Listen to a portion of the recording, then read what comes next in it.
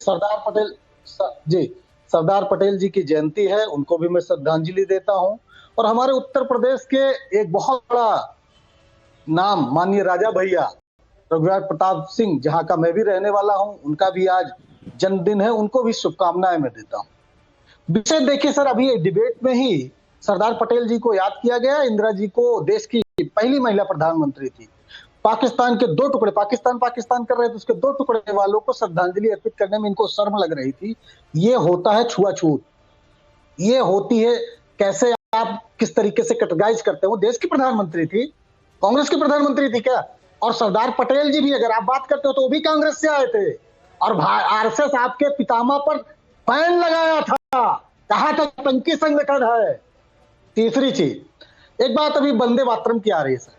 वंदे मातरम से अगर भारतीय जनता पार्टी और आरएसएस को बहुत प्रेम है तो भाई आप अपना राष्ट्रीय गीत, जैसे राष्ट्रीय गीत है ना, तो नमस्ते वत्सले को 1940 में आपको लाने की क्यों जरूरत पड़ती है? उसके पहले आपका जो है 39 में आप लेके आते हैं। उसके पहले तो आपका एक मराठी गीत हुआ करता था जो संघ में आप गाते थे।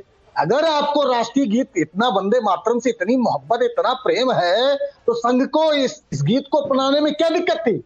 और आप सवाल हम पे खड़े कर रहे हो। अभी किसी साथी ने कहा कि उसको गीत नहीं मिला था, मैं बता देता हूं उसमें क्या लाइनें थी। उसमें दुर्गा जी की स्तुति की गई थी, लक्ष्मी जी को कमल पर बैठाल कर बताया गया था, जो हटाया गया पार्ट, जो बताया जाता है हटाया गया 1937 में, वो भी कांग्रेस के अधिवेशन में। मतलब राष्ट्रीय गीत तब बना भी नहीं था।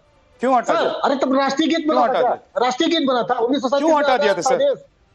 अरे सर, हमारी पार्टी तो हटा क्यों दिया था? बहुत अच्छी बात है संदीप जी, आप ये बता रहे हैं देश को कि हाँ 1937 के अधिवेशन में, कांग्रेस के अधिवेशन में कुछ लाइनें हटा दी गई थी, कुछ पंक्तियां हटा दी गई थी। क्यों हटा दी गई थी वो भी बताइए। तो ये बता रहे हैं, पहले सुन तो लीजिए, पहले सुनिए, उसके बाद आप बोलिए। हम बुरी बात हो जाएगी, आपकी बात का आंसर अपने आप आ जाएगा। हम ये कह रहे हैं कि हम जिस चीज को लेके आए, हम 1896 से कोई गीत गा रहे थे और आज भी हम उसको गा रहे थे। हमने सिर्फ ये कहा कि ऑफिशियल, कांग्रेस के ऑफिशियल कार्यक्रम में हम इन गीतों को, क्योंकि वो धर्म का प्रतिनिधित्व करती है, धार्मिक चीजें हैं, इस वजह से हम इसको, हम राष्ट्र के कौन से धर्म का करेंगे, क्योंकि हम सेकुलर राष्ट्र है। सेकुलर राष्ट्र सर, सेकुलर राष्ट्र तो कौन से धर्म का? सेकुलर राष्ट्र सर। तो ऐसे तो बाबा साहब अम्बेडकर के संविधान को भी हटा दीजिए। आजादी के पहले ऐसे बाबा साहेब अम्बेडकर के संविधान को भी हटा दीजिए। विद्यानाथ जी, उसमें भी हिंदू देवी देवताओं की मूर्ति है। विद्यानाथ जी, मैं बता दे रहा हूँ, सुनिए, मैं बता दे रहा हूँ, नहीं जवाब आपको देंगे। मैं बता दे रहा हूँ संदीप जी, मैं बता दे रहा हूँ, उसमें से आप लोगों ने कुछ छंद इसलिए हटा दिए क्योंकि मुस्लिम संगठनों ने उसका विरोध किया था, और आपको हिंदू संगठन से ज्यादा मुस्लिम संगठन प्यारे थे। आप लोगों ने कश्मीर को इसलिए अलग संविधान, अलग विधान दिया क्योंकि आप लोगों को मुस्लिम राजनीति करनी थी देश में। कश्मीरी पंडित कश्मीर से भगा दिए गए, आप लोग कुछ नहीं कर पाए, या आप लोगों ने कुछ नहीं किया, हाथ पर हाथ धरे बैठे रहे, क्योंकि आप लोगों को मुसलमानों की राजनीति करनी थी। श्यामा प्रसाद मुखर्जी की मूर्ति बनाओ, बात चाहिए कांग्रेसी। सर बात बता रहे तो पूरी बताइए। सिर्फ जितने में आपका एजेंडा सेट होता है उतनी बात मत बताइए। संदीप जी, मैं आपको सुन रहा था। संदीप जी, एक छोटा सा सवाल। आजादी के पहले सेकुलर, आप लोगों ने राजनीतिक छुआछूत की वजह से वंदे मातरम में से कुछ छंद हटा दिए थे, जिसमें माँ दुर्गा, माँ लक्ष्मी थी, उसको आपने इसलिए हटा दिया था संदीप जी, क्योंकि आप लोगों को इस बात का डर था कि आप लोगों को लग रहा था कि मुसलमान अगर बुरा मान जाएंगे तो हमारा वोट बैंक कट जाएगा, और वोट बैंक के चक्कर में आप लोगों ने देश को धर्म में बांटा, जात में बांटा, पात में बांटा, राज्य में बांटा। पहले सुनिएगा, रुक जाइए। कौशल कांत जी जवाब देना चाहते हैं, 20 सेकंड में जवाब दीजिए। जब भारत आजाद नहीं हुआ था, क्योंकि वो संघ पर भी सवाल कर रहे हैं। संदीप जी संघ पर भी सवाल कर रहे हैं। मैं तो सिर्फ ये कह रहा हूं कि देश, भारत देश, मैं बस सिर्फ ये पूछना चाहता हूं, इन्होंने कहा 1937 में बदलाव किया गया था। 1937 में क्या हमारा भारत देश सेकुलर राष्ट्र था? सेकुलरिज्म का झंडा लेकर के इमरजेंसी में इंदिरा गांधी जी ने सत्यानाश किया था। अदरवाइज हमारा देश बिना लिखे सेकुलर राष्ट्र था।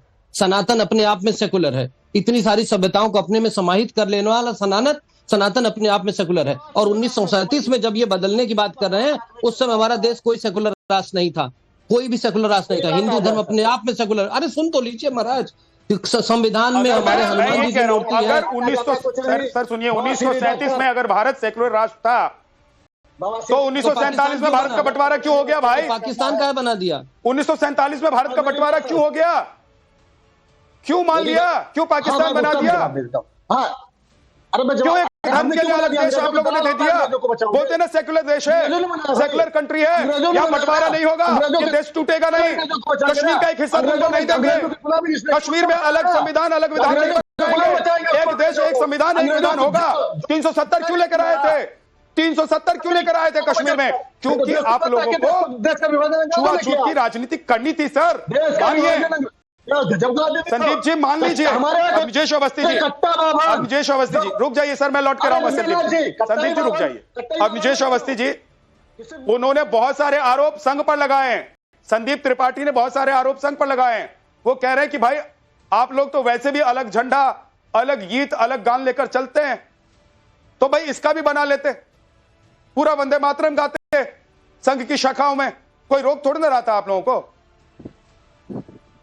विद्यानाथ जी, पहली बात तो ये कि जो आज प्रधानमंत्री नरेंद्र मोदी जी ने कहा है, कांग्रेस को अगर कांग्रेस, हालांकि वो वादी तो है नहीं जो 1937 में थी, जो 1947 तक थी, जो 1950-67 तक थी, लेकिन उसके बावजूद अगर कहती है वो कि हम 100-150 साल पुरानी 140 साल पुरानी पार्टी है, तो उसको जवाब देना चाहिए कि एक जिन्ना के कहने पर वंदे मातरम का गीत, वंदे मातरम जो कांग्रेस अधिवेशन में गाया जाता था, उसके कुछ छंद क्यों हटा दिए?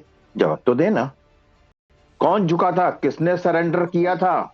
है ना, ये सरेंडर की परंपरा तो उस समय से है। भैया देखो विद्यानाथ जी, जो लोग ये कहते हैं कि मैं बीच में नहीं बोलता, उनको बीच में मत बोलने दीजिए। बीच में मत बोलिए संदीप जी, आप बोल रहे थे तो मैंने दूसरे पैनलिस्टों को भी रोका था, आप भी मत बोलिए बीच में।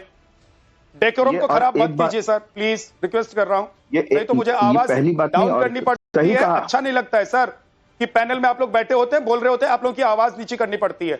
बोलिए अवनीश सर, बोलिए। विद्यानाथ जी, इस बात का जवाब दिया जाना चाहिए कि नहीं, कि किसके दिमाग में वो संकीर्णता थी, धार्मिक संकीर्णता थी। वो वंदे मातरम, जिस वंदे मातरम के गीत को गा करके हजारों जो स्वतंत्रता सेनानी थे तो फांसी पर चढ़ते थे, उस वंदे मातरम को गा करके एक जिन्ना के कहने पर सरेंडर कर दिया पूरी की पूरी कांग्रेस पार्टी ने। सरेंडर की पद्धति तो तब से शुरू कर दी थी। आज जो कहते हैं कि पाकिस्तान के 2 टुकड़े किए, उससे पहले जवाब देना चाहिए कि हिंदुस्तान के 2 टुकड़े किसने किए थे? हिंदुस्तान के 2 टुकड़े किसने किए थे? इस बात का जवाब दो। और बात तो सही है कि दो टुकड़े बांग्लादेश बना या नहीं बना, उससे मतलब नहीं है, लेकिन बात महत्वपूर्ण यह है कि जहां तक हम पहुंचे थे वो फौज पहुंची थी, और 1972 के शिमला समझौते में किसने वो सारी की सारी जमीन वापस दे दी? 93,000 वापस दे दिए। अपने 54 प्रिजनर्स वार भी वापस नहीं लेके आए। सरेंडर किसने किया था उस समय? कौन सरेंडर कर रहा था उस समय? बात जहां तक संघ के गीत की है, हर एक